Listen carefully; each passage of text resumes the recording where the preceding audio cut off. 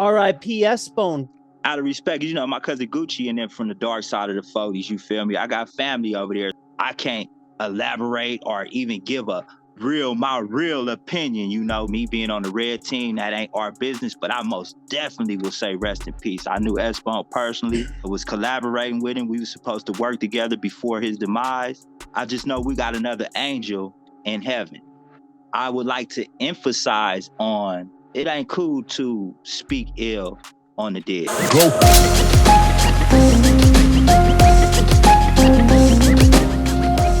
Welcome back to the Broken Home Podcast. Thank you so much for joining us again.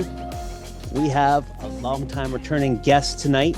He is back from the abyss. We got Frank Lewis. How you doing tonight, Frank? Man, I'm blessed, Brother Jason. How about yourself? You and Brother Mark? I'm doing good. Doing great, man. Over here. Doing good, bro. Big changes across everything here. YouTube's gone crazy. You straight up disappeared. Why don't we get into what happened to you right off the hop? Where'd you go? Back in March, I believe it was. And then it just was radio silent. You know how I like being exact. March the 13th, it was, to be exact. The nightmare began. You know, I'm a General Hospital fanatic, you know, so I don't ever miss watching my soap operas at 1 o'clock. So I'm just finishing cooking lunch. I'm finna make me 2 grilled cheese sandwiches, some Lay's chips, and a cold grape soda. I hear a bang on the door. Boom, boom, boom. It's like the TV went silent on me. Like the characters stopped, everything paused, and I don't even got a DVR, you feel me? So I go look through the peephole. I don't see nothing. Now, this is something that you don't learn through criminal justice. This is why I got both street knowledge and education. Based on, I know if they ain't showing their face and don't nobody, only 2 or 3 people come to my door. So a big boom with a very aggressive style, that's the police. So I go tell my mom, the police coming. So I know the rules. I know I got a warrant for a misdemeanor case. So they can't come in. It's a knock and announce warrant. So that means they got to knock and announce who they are. So already them lying in wait, they breaking their rules. That's fruit of the poisonous tree. They supposed to, by constitutional rights here in the United States, acknowledge who they are. I'm thinking I'm good. I'm like, if they do have a warrant, it would be to search my premises, my room. So I go hide in my mama's closet like a 12-year-old kid again. So bam. They trick my mama. They act like they here for some like eviction type of situation. It's the marshal department. So she like, oh, she get nervous. Like, let me see who this is. So she opened the door and they pressed in, pulled her out the house. They come in there aggressive, like, I'm on the run for murder. We know you're in there. Come out with your hands. I am in the closet, like, I am not saying nothing. I'm like Roger Rabbit in there, like, Jessica, we're going down this time, baby. I had a little time because I hear him tearing my room up looking for me because I got all kind of clothes. They in my closet, like, man. So I left both the closet doors open and they came in the closet. They got me out the closet. I like, I surrender, sir. My hands up, can't breathe. I said it all at one time. Don't treat me like a king. I gave him everything I could. But I found myself in them silver bracelets again, where I swore I would never be. Long story short, that's where the boy, the YA baby, has been. They arrested me based on, she said, when I got to my first court appearance, that I violated a restraining order going to my kid's house. But I have a whole different order from, this is a municipal court. And here in the United States, that's the lowest court there is. The way the laws are here, you're supposed to follow any orders by a court that's higher. And we have a 4-court tier system. We have the Supreme Court, District Court, Justice Court, Municipal Court. So I had a district court order to go pick my kids up. So I went to jail for following the highest court's order. And that's how I got out, because I was supposed to do a year. And it took me 6 months to avenge myself and reclaim my freedom. Man. So dirty tactics, absolute dirty tactics. And you do the right thing because you record every interaction and you always got either a witness with you. I got everything on video, so they couldn't deny what was. And I've got an order from the district court saying if there is anything that I could do to protect myself, he would suggest, and this is the federal judge, suggest that I videotape everything. So I'm in compliance with the law while I'm recording these videos. Now, he may not have said upload them to YouTube, but hey, I need content. Yeah. How long was the video? The video that actually sprung me was 2 minutes and 32 seconds. And basically what the video said was I was supposed to turn myself in to do 30 days for this violation of this restraining order. So she had brought me in once. I bailed out, and her order was to do 30 days if I turned myself in. And this was almost a year, and I did 5 months and 10 days. So a year and 5 months ago, she told me to turn myself in, but I called up there on that day trying to find some kind of loophole. And the lady on the phone told me I didn't have to turn myself in, which is unbelievable. So I went home, and this was when I was on my way to actually turn myself in. Like, there's the loophole. I went back home, got my recording device, and called back. So for a second time, I had them on recording saying that I didn't have to turn myself in. So when it was said and done, based on, that's why they came to my house and got me, because they said I failed to turn myself in. Oh, wow. What's going to prevent this from happening again? That's going to be my argument in federal court when I go to court in January for custody of my children. It's You're like going the for only custody. way to Good. prevent this to happen is to give me full custody of my children and make visitation at they got a place called Donna's House, which is a safe visitation zone for domestic violence victims, which I so happen to be documented in this case. Not the aggressor, as most men are, but I was actually the victim. I got enough heart to say I've been a victim of domestic violence. Honestly, there's so many guys that actually are the victim of domestic violence when it comes to just trying to see their kids. But if they were to raise their voice at that woman, let me see my kids, and then she's on the phone. She's on that phone right away. He's here. He's screaming. That's a cultural problem right there, because let's use an example. There was a guy that came out the closet. The first, I want to say his name was Sam, and he was the first openly gay football player. And when he came out the closet, it's like one side of the world rebuked him. The sports side, the homophobic side, let's stick to the good old tradition, the good old boy side. And then there was the sympathetic individuals like myself that everybody should have an opportunity. If you're physically capable of providing that protection or getting that quarterback over there, then I see no reason why you should be discriminated on. And that's why my channel is so little, because I'm not the controversial, or I should say the one to start drama. I'm going to always speak my mind in a real way, and I always put God first. So that real way always turns off the people that's here to see who got killed, who's snitching on who got some paperwork, who's a registered sex offender, the whole norm of what we're accustomed to seeing on this YouTube platform. Yeah. And speaking of which, there's been a lot of changes on YouTube since you've been gone. There has been some shit going down. R.I.P. S-Bone for the most recent. Rest in peace to my dark side brother.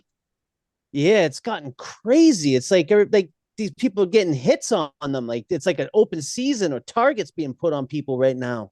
Now, out of respect, my cousin Gucci and them from the dark side of the 40s, you feel me? I got family over there, so out of respect for not only the dark side, but for the whole Kiwi Nation, you feel me? I can't elaborate or even give my real opinion, because that ain't me being on the red team. That ain't our business. But I most definitely will say rest in peace. I knew S-Bone personally, was collaborating with him. We were supposed to work together before his demise. And, I just know we got another angel in heaven.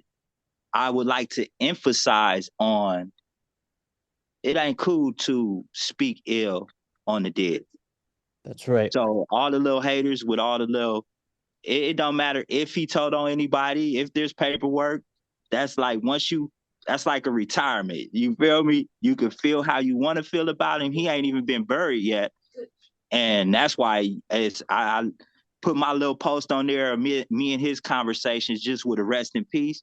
But I can't even elaborate on how I feel or what could have put. Now, this is what I can say. What could have prevented this situation? And that would be my main vocal point, and that's to keep all gang related real business that happens in jail and behind the closed doors, that should stay off of the air. This should be a venue for us to learn about who's gonna be the next president in November of next year. Who's gonna go to the Olympics from California, hometown? Are we gonna have one of our runners go for gold to Pasadena Queen and go for gold in California since the Olympics hasn't been there since '84? It's so many more positive things that we can focus on other than what color he got or who his fans are or who he's shooting at or why he told 25 years ago or when he was 10 years ago. Absolutely. You get picked up. Let's go through this play by play here, if you don't mind, of course. Oh, not at all. You get picked up. Where do they bring you? Because you're in Vegas. You're in a whole different state. Now, this is what's going to separate me from the other YouTubers. Here go the hard YouTubers. I was down there where the murderers were and all the killers, man, and I had to knock out 5 people, and they was tripping off my tattoos, and I was in one of the most weirdest jails that I've ever in my time of incarcerations been in. It was a full misdemeanor jail, first and foremost. And I would say 85% of this jail is homeless. So from the jump, I'm knowing this is where I'm going. So once the marshals came, handcuffed me, took me out the house barefooted, I knew I was on my way to what they call the Las Vegas Detention Center. 3300 Stewart Avenue. I swear I would never memorize another jail. And now look what they did to your boy, Jay. So they pull me up there, the process now. And see, now this is something that I could talk about openly based on it didn't happen. But when I was on my way to turn myself in for that 30 days, I was transporting a cell phone. It's like, if y'all put me in here for something I ain't did, I need communication. I'm a YouTuber. And now this time they got me off guard. So I'm naked. I don't got nothing on me at all. But when they bring me through there, I noticed they have a new security system, which would have had that cell phone, had me with a whole nother case in the felony jail. They had a metal detector, not a metal, what's that? X-ray machine. Oh, the body scanner. Man, they got me looking like E.T. in there and shit. Yes, they put me through the X-ray machine. So now, at first, what did I believe it was? I thought it was something COVID related, to be honest. I thought this was probably some kind of special test to see if I had something. And he's like, now, if you got anything in your anal cavity or, oh, this ain't that type of test. He said, right now is the time for full amnesty. You can kick it out right now. No charges, no nothing. So from there, this jail now, what's so unique about this jail is based on, like I say, it's a misdemeanor only jail. And most people don't know, since this is a tourist attraction, Vegas is like a 98% felony state, like city. You catching felonies out here. So this population in this little jail, Las Vegas Detention Center, is very little. So there's only 1, 2, 3, 4, 5 working units. Unit 1 was a unit where you would get the extremely mentally challenged homeless folks over there that like to put boo-boo on the walls, that type of individual. Next to them, unit 2 was the female unit. Unit 3, where I was housed at, was a mixture of GP unit downstairs, and upstairs was all the unit workers. Like, I worked in unit 1 where the people put boo-boo on the wall. So they had me in there scrubbing boo-boo for an extra breakfast tray every morning, so that would probably be a total of $1.50 if we were putting a monetary value on how much I was working for. So now they shoot me over there from the jump. I went to court I got arrested on a Thursday. So I didn't go to court till that Monday. And the lady told me I had a year. So I wasn't supposed to come home until March 2024. Now, for those that aren't familiar with my past, y'all need to go back and watch the rest of the Broken Home podcast videos with me in them, because I ain't finna give away too much. But I did 10 and a half years of incarceration. And this 5 months and some change was one, it felt like 15 years compared to the 10 years that I did before. I went on because I'm not disciplined enough to go on like a cartoon 5-tray hunger strike, you know what I'm saying? So my thing was, I'm not gonna shave until y'all let me out. That was my rebuttal against the system. Like, this is how I'm gonna rebel. I'm not shaving. And I got so many gray hairs, man. They didn't even call me by my hood name. They called me OG. OG. OG. So that was my name in this here jail. But now keep in mind, I'm from California. So now this is a Las Vegas jail. And you would think that the most people that were in this jail, and this is going to be something very interesting I'm going to touch on right here. The largest gang, when I first came, so March, April, the Gerson gang were Big Mitch, shout out to Terrell, Big Mitch channel, his gang, they were the most there. And there was a couple of older influential characters there as well on traffic tickets. They were clearing up a lot of, because now here in Nevada, traffic is no longer a crime to you go to jail for now. It's all civil now. So they were getting rid of all of the people with these warrants, clearing them all up. So you have some people in here that would surpass that homeless population when I first came. The bulk of individuals that were here were from Chicago. Oh, really? We all know from Swamp Stories and things like those type of videos how Chicago gets down. It was 17 at one time individuals from Chicago there. 17. That's and crazy. I'm going to say it was only one of them on King Von's side and 11 of them on Drake's side. Like, it was disciples, four corner hustler type of dude. And they function like a family. Like, this dude it wasn't like how they do in the rap music. I'ma kill you and smoke you in a blunt, make you feel like your mama gonna cry. Not none of that little childish behavior, but they moved as a unit being out of state. Cause I started talking to one of the little dudes to try to figure out, if y'all could do this right here, why y'all, all 12 of y'all, can't go back home and influence the rest of the dudes that's out there? And I just so happened to help one of these dudes get out on an appeal named Chinaman, the oldest one, because his son had got killed in Chicago in this violence while we here. So I helped him get out. And his payment for me, like, man, give me your number, give me your mama number, man. I'm going to do this and do that and do that. And I said, man, the biggest thing that you could do is take my humility, my being humble in this one piece, and run that back to the people down there in Chicago, man. So what did the brother say when you told him basically to pay it forward or to spread the message, kind of a thing? This is the problem with jail. You get 50 to 60% of the convicts that's in there that speak a good one. They got that good lip service. And everything is positive, especially when you walking out the door 3 to 4 months before you were supposed to. So, of course, he said that was something that he would make possible. But that's something that we as a culture need to reward more. If we would give a person 80,000 subscribers for going and starting peace, instead of going and getting gang-related tattoos and disrespecting everybody, then that would be the venue that more individuals would flock to. But we so busy rewarding individuals for keeping up the negativity, the hate, and the propaganda, that the same people keep getting elected, the same laws keep being passed, and the same need for change is still going to be on the table. Why was there so many dudes from Chicago in there? What was the reason behind that? Were they all in there for something different, or was it like a RICO act or something? Hey, I was doing the same type of research, like, what is this? And I really don't believe in coincidences, because everybody, it wasn't like they swept them up. They from all different parts of Las Vegas. And one of them actually lives in my building. So I'm going to be able to get him to get on your show. He's a gangster disciple and he's very intellectual.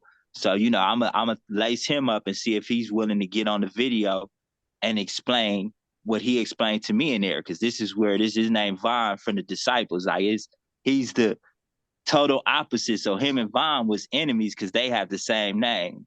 He says most of the people here in here in Las Vegas, have family, a lot of family from. So it was like, not because of this, because they way on the other side of the nation, but it's because of bloodline. To whereas us in California are so many because of the proximity. Yeah, yeah. How long were you in this misdemeanor prison again, Frank? I got out in the middle of August. So from March the 13th to August the 15th, I want to say. I was supposed to get out on the 20th. I had like 3 different days. First, it went from March. Then while you get in there, like I was saying, I was working with the people. There was another positive besides that one breakfast tray. You would get work time. So my work time had my date from March to December. And then I did some classes, which it got me to October. So I really wasn't actually supposed to get out in October. But then I kept writing the Supreme Court, and they wrote me back and acknowledged that my incarceration was wrongful and was made out of a court error, and they automatic release. See, that's what I'm getting at, though. But I mean, what happens to Frank? What kind of compensation does Frank get for giving up all this time? That's a very good question. And for that one, I would urge the viewers to Google Shane Brown, wrongfully convicted, Las Vegas, Nevada. That's my legal stature. You know, whenever you take a legal stance against another entity, you have to have a legal validation, something that has presented itself if you don't have a clear and concisive suit. So I'm using that Shane Brown. That's SEANBRWON. He was awarded $90,000 for 6 days of incarceration because he was in there for a warrant that he. And see, my argument is these individuals, because I've researched 13 different individually wrongfully convicted individuals here in Nevada. And in the essence of all of their cases, basically a misdemeanor case or some kind of low felony preceded in them being higher charges. So they basically, one woman, for example, was found in the trap house trespassing was her actual crime, but she was let go on a double murder for the 2 bodies that was found in the house she was trespassing. But if she would have never been trespassing, there would have been no need for her to go through that wrongful conviction. Same with Shane Brown. If his registration was in order, he would have never had to go through his 6 days of wrongful incarceration. My argument is I'm trying to be a father for my children, an example to other men, ex-gang members, ex-domestic violence victims, and perpetrators, because I've been on both sides of the coin. I'm not going to get up here and play victim and say that I haven't been guilty once upon a time ago of the same infraction, because then you lose an audience when you become tunnel vision. So I always like to keep an open mind and understand that compensation is due. But the biggest thing that I would like to see happen is that it don't happen to another individual. Now, when we get to talking like that, that's the argument. And that's the argument y'all know me and know what my content is about, is getting people to be more awake.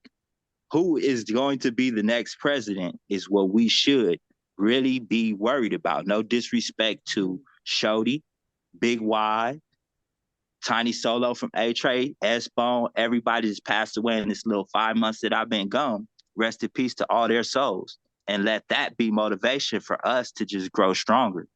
No more paperwork parties.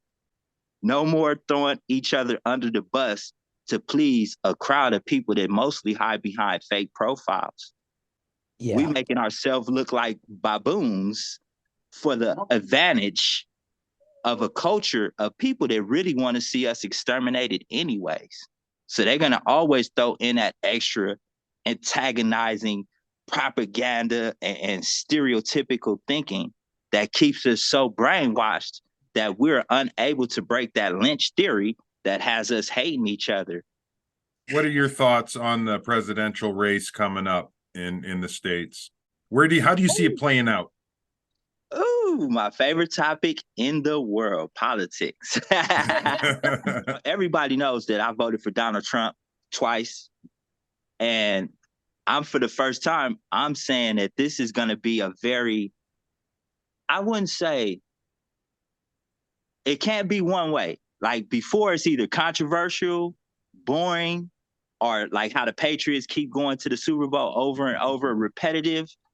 This here is going to be interesting because what nobody's talking about, everybody's talking about DeSantis, but there's a Kennedy in the election. Yeah. That's the first time since when, like that is something deep. We could have a President Kennedy again. They're trying to silence him though. What you think they trying to do to us? That might be them all in your fire alarm. Yeah. I think deep.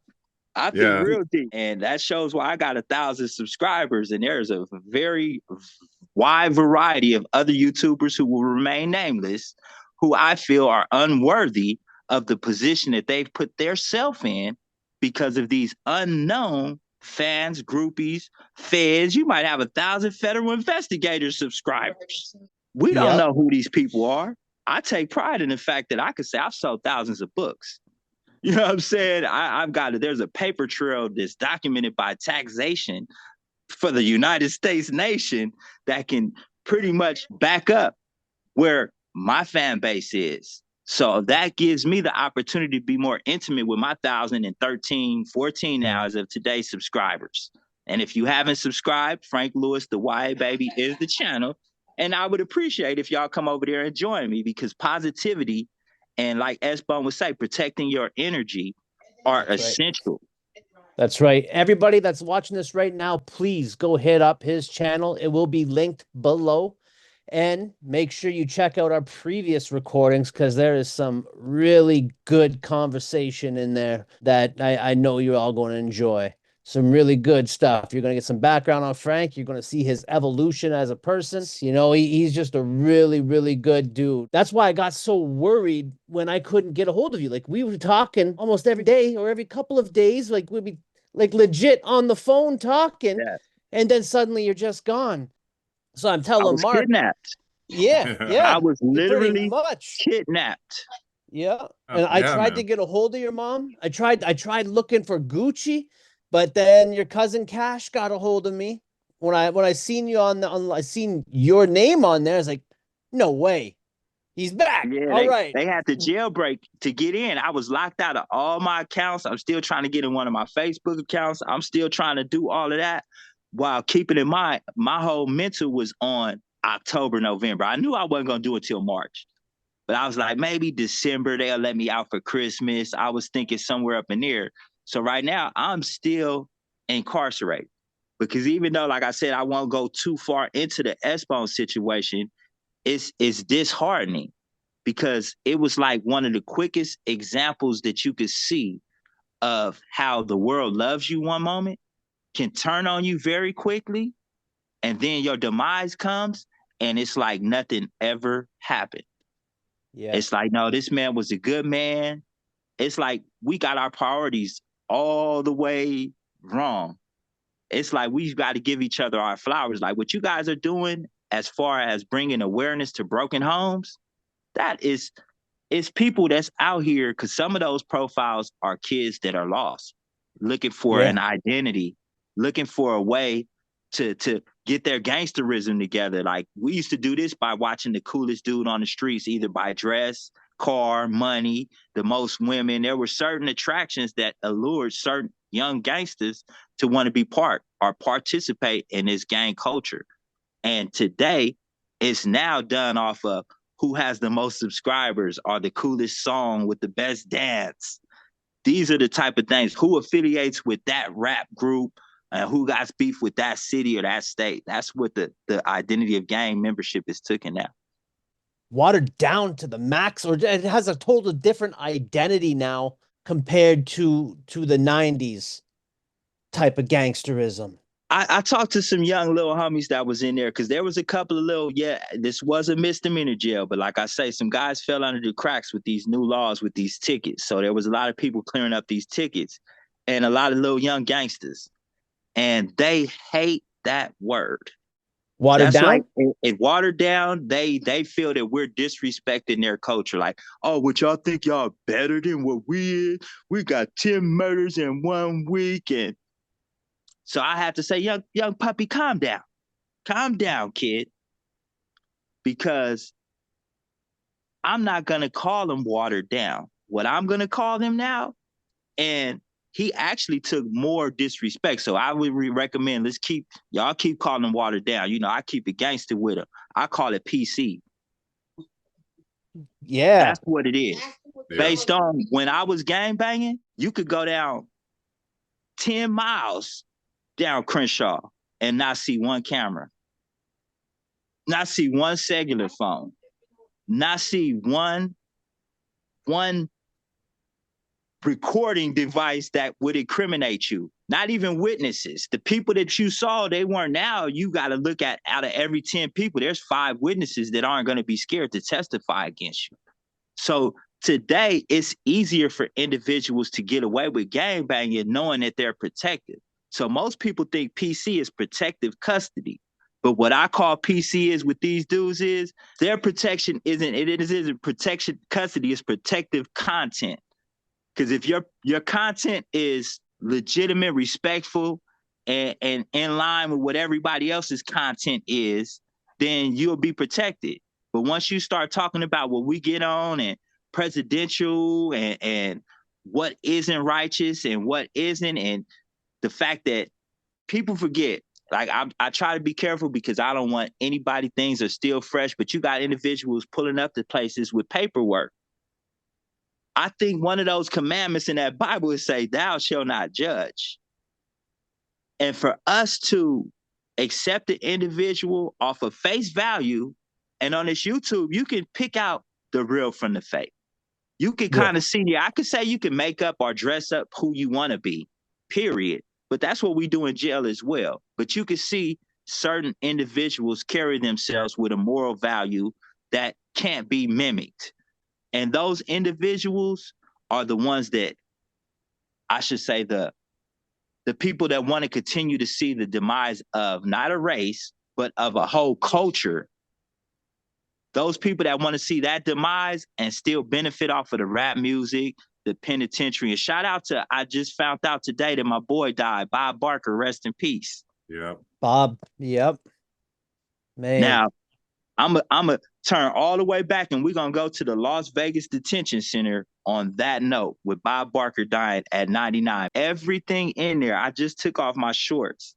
They all have Bob Barker's name on them. The shoes in the jail, the jumpsuit in the jail, the soap. When you washing your face, you see the name on there, Bob Barker, the toothpaste, everything. Bob Barker became a multi-billionaire from doing what many privatization prisons are doing, is making money off of us going to jail.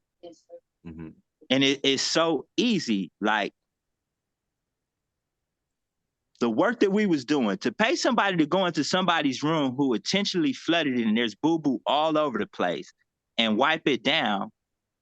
That right there is being forced, because the definition of slavery is being forced to do something that you basically don't want to do, unless you've given up that right and are in jail. So they got that clause in there, right?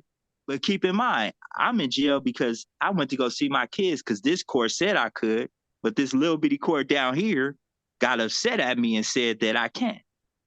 A conflict of interest that I've been on the record multiple times making note of. And that's where it gets tricky, because your inmate number is essentially your federal employee number now, because they're making them dimes off you. Yep. And even more so when you're innocent in there and they got you doing this slave type of labor. Yep. At the bigger of the top part. I was telling individuals, because what I ended up doing in there for making my honey buns and getting my little zooms and whams, my hustle, some people braided hair, some people drew pictures. I would write what they call sentence modifications to the court, recommending that you decrease the time that these inmates had for certain infractions that they would let me know about.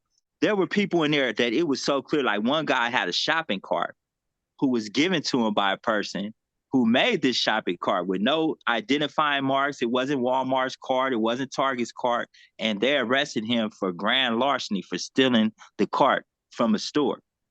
So I got him out because there was, like I said, they weren't going to let him out based on the fact that he said, because it wasn't really me writing it, but I put in the petition that there was no markings on the cart. So who did he steal this cart from?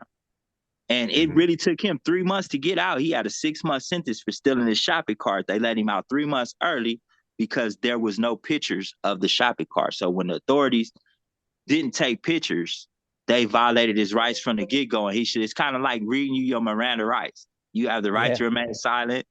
They don't even know about these rights, these people in here. I can't believe that Vegas is out there picking up people on shopping carts. Like, that is insane. This dude's in a what's this called? Transitional living, transitional home. He went to Walmart with one of the people that lived in the transitional home with him. And on his way back, he told him that he stole a watch. Just bragging, though. He didn't really steal the watch. Didn't show this man no watch, no nothing. He went to the place, the dude he told he stole the watch, and told the people at the transitional house, this guy stole a watch. That dude, they called the court, and the court sent him back to jail to do 6 months because somebody said he stole a watch. And there was no proof. No proof. That's how I ended up getting him out. I found 35 of those papers, and I got 5 people out only, and all of those people should have been out legally. Man, that is a good side hustle right there for you. Man. You know, that's my you sister back here doing backflips now. Tell them you're emailing and tell them if they need paralegal help that you can help them. But I'm like, I can't put that out there because I'm not legally certified. And that would be selling dreams. Picturing you with a suit and a tie in there, giving everyone advice. It's coming. Like Better Call Saul or some shit. Now, well, you got that knowledge. That's what we need more examples of. Because if kids keep thinking that all you got to do is get somebody hood whacked out on your head, no disrespect to my dog, fight, Crip. But if that's the example that we're getting to blow up, we don't do that. Ain't no kid gonna want to put on no tie and go before the Supreme Court and fight for his freedom. Yeah. He gonna be like, I'm only gonna get 5 views for that. Yeah. But if I go get somebody hood across that on my face and talk like this and do like this, and act ignorant, then I would be able to do that type of success. I would be able to succeed in that type of success. And I never like, this is how I always get to closing, is I never like to give a problem without providing a solution. Now, think about this. The people who are supporting these people, these thousands and thousands of subscribers, I say you got feds in there, you got haters in there, and you got some people that are honestly interested in what we have to say. That's what these people are fighting to get a piece of. Now, if we have celebrities such as Oprah Winfrey, LeBron James, and individuals of that caliber that will put a kitty to the side, a $20,000 reward for graduating from high school, Pookie. Go pass a piss test if you got a problem taking dirty piss tests, and we'll give you $10,000 for doing that. Then the whole climate would change because it gives us, like I say, the best time that I've ever seen on the streets under President Trump when we were getting that income is that we were able to see past the hate. When everybody had a little bit of money in their pocket, we were able to see past the hate, but we didn't have anybody to guide us or educate us on what to do with that little bit of money that we had in our pocket. So now I say next time, if the celebrities who looked at that and frown upon even thinking about, like I just seen a YouTube video of Beyonce in a $30 million car. You know how many gangbangers would turn their life around for a piece of that 30 million? There would have been so much change going on just for her car. You could have had people that could cost probably 10 lives. 10 lives could have been saved from what you could have helped a gang member do to avoid killing, going to jail, committing crime, doing things that are negative. There needs to be more incentive to us doing positivity. And that would be my lesson of the day. That's so true. That's so true. Why is it that we reward ignorance and we almost praise each other for killing each other now? That's like the cred now, killing each other and then putting it on social media or some shit like that. Like, why? How did it devolve into this? Is what I want to know. That's a multiple choice right there. You know how you get those A, B, C, and D, and that the D is all of the above? Because there's not just no one solid, verifiable answer to that. But the number one thing always goes back to racism, Willie Lynch, keeping a certain people impressed, That's the first and foremost, a fear. We don't want to allow this group to become too powerful and put us in slavery for what we did. So that fear is always going to be there. Then you got the people, the greed, the individuals that, give them $1 million to help stop peace in Watts. We're going to take 795,000 of that and go buy us a house and take care of our family and put the rest of the proceeds to what the initial problem is. So after greed, then you got to go to learned behavior. You got that learned behavior. I grew up watching my daddy whoop my mama ass, so I'm going to go ahead and whoop this person ass. Yeah. Then you got entitlement, the entitlement theory to where, I've been working for slavery. My mama ancestors didn't work so hard to build this country that I need to get a check every month. I shouldn't have to go to work to get this check, that entitlement. Then you got what I like to refer to as the Jones, the haves and the have-nots. You got these people trying to live like the Joneses, like, having Michael Jordans is cool. So instead of paying my rent, I'm going to stand in line all day where I could have been doing something to make some money, to spend some money and make an example to these other youngsters. That's what's for. So those are some. Just for time's sake, those are the main ones, though. It's sad to see how far we devolved when it comes to shit like that. When it comes down to it, $3 pair of sneakers, selling them for, some of them are going for 20 grand. That's a vehicle. And some of these kids are thinking like, that's the way to go. We got to buy these sneakers or else I'm not legit. It's crazy. That's the mentality of a lot of people these days now. It's also counterproductive when you take into account what it does to the mentality of us being told all the time that we're in a deficit. Like we're about to reach the point of inflation and where we're not going to be able to make $1 again.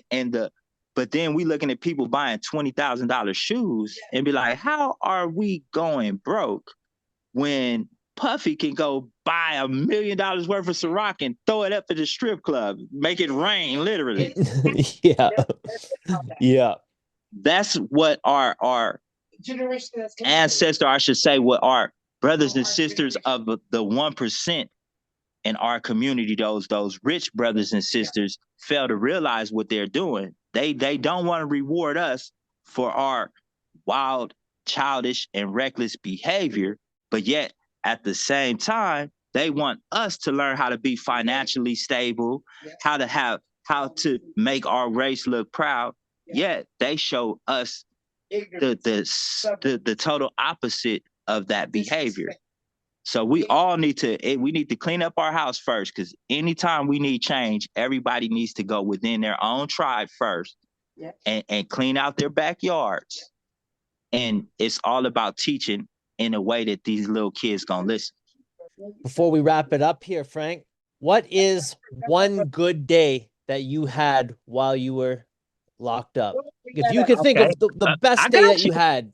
Yeah? All right. I got you. I already know what it is. Now, there was this class, or I should say this shout out to Mike. I've always got his last name wrong. Winan. Mike Winan. He was a staff member. And he had a class in there. And what it did is you get a certification out that class. So this is my certification that I got. And the best day in there was when we graduated for this certification. And what it basically says, it's a basic certified custodial technician. It's good for 2 years. And he's giving me, I got a letter of recommendation saying that I was a city employee, not that I was in jail. So he left that part out. Nice. Gave me this, but the best day in jail was when we graduated and he bought us all chicken fingers and French fries and a soda. So I went from eating peanut butter and jelly sandwiches and bologna sandwiches to this one day getting to enjoy my meal. He brought some ladies in there, some cute little ladies that worked in the front administration. We got to meet the chief of the jail. We got to see all of that right there. That was my best day being incarcerated this time. That's the least they can do for taking you away from your breakfast. Exactly. Oh no, we need some more compensation for that, Mark. Yeah. They can kick their damn chicken fingers. Frank, it's awesome that you're back. I'm looking forward to our next one. We're going to stay in touch. Your YouTube channel, man, it's gone up. Monetized. Yeah, You're I'm ready to in the thousands monetize. now. I'm ready to start making money now. Yeah. Yeah, bro. Yeah. Yeah. And And I if you appreciate you finna tell me to learn how to get all this together. You're gonna be my big 600. Yep, that's right. That's right. And I'll get you to sign that over to me too. 5 years. No. Awesome, Frank. Thank you so much for joining us tonight, Frank. It's been a pleasure as always, and I'm looking forward to the next one, bro. Oh man, place to y'all, man. I'll be keeping in touch. Absolutely. Broken Home Podcast, everybody. Have yourself a great week and hit up Frank Lewis's channel. Be linked below. That's the YA baby Frank Lewis right there in the flesh. Yes, Have a sir. great night, everybody. Peace. That's question. Take care.